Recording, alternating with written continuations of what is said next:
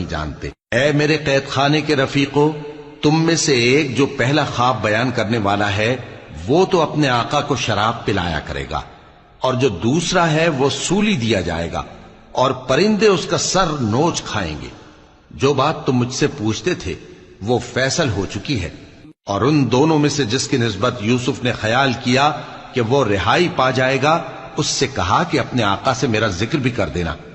پھر شیطان نے اسے ان کا اپنے آقا سے ذکر کرنا بھلا دیا، اور یوسف کئی برس قید خانے ہی میں رہے۔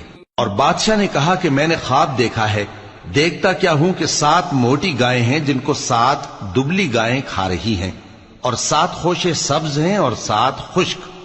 اے درباریو، اگر تم خوابوں کی تعبیر دے سکتے ہو تو مجھے میرے خواب کی تعبیر بتاؤ۔ انہوں نے کہا، یہ خواب تو پریشان خیالی سے ہیں، اور ہمیں ایسے خوابوں کی تعبیر نہیں آتی۔ اور وہ شخص جو دونوں قیدیوں میں سے رہائی پا گیا تھا اور جسے مدت کے بعد وہ بات یاد آ گئی، بول اٹھا کہ میں آپ کو اس کی تعبیر لا بتاتا ہوں، مجھے قید خانے جانے کی اجازت دیجیے۔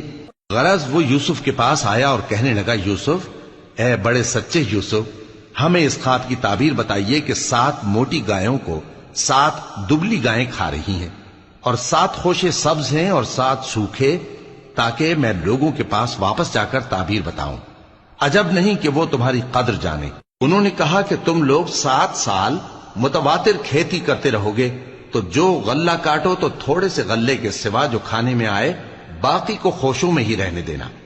پھر اس کے بعد خشک سالی کے 7 سخت سال آئیں گے کہ جو غلہ تم نے جمع کر رکھا ہوگا وہ سب کو کھا جائیں گے، صرف وہی تھوڑا سا رہ جائے گا جو تم احتیاط سے رکھ چھوڑو گے۔ پھر اس کے بعد ایک ایسا سال آئے گا کہ خوب مے برسے گا اور لوگ اس میں رس نچوڑیں گے۔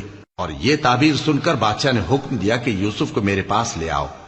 سو جب قاصد ان کے پاس گیا تو انہوں نے کہا کہ اپنے آقا کے پاس واپس جاؤ اور اس سے پوچھو کہ ان عورتوں کا کیا حال ہے جنہوں نے اپنے ہاتھ کاٹ لیے تھے، بے شک میرا پروردگار ان کے فریب سے خوب واقف ہے۔ بادشاہ نے عورتوں سے پوچھا کہ تمہارا کیا قصہ تھا جب تم نے یوسف کو اپنی طرف مائل کرنا چاہا؟ سب بول اٹھیں کہ اللہ پاک ہے، ہم نے اس میں کوئی برائی معلوم نہیں کی۔ عزیز کی بیوی نے کہا، اب سچی بات تو ظاہر ہو ہی گئی ہے، اصل یہ ہے کہ میں نے اس کو اپنی طرف مائل کرنا چاہا تھا، اور وہ بے شک سچا ہے۔ یوسف نے کہا کہ میں نے یہ بات اس لیے پوچھی ہے کہ عزیز کو یقین ہو جائے کہ میں نے اس کی پیٹھ پیچھے اس کی امانت میں خیانت نہیں کی، اور اللہ خیانت کرنے والوں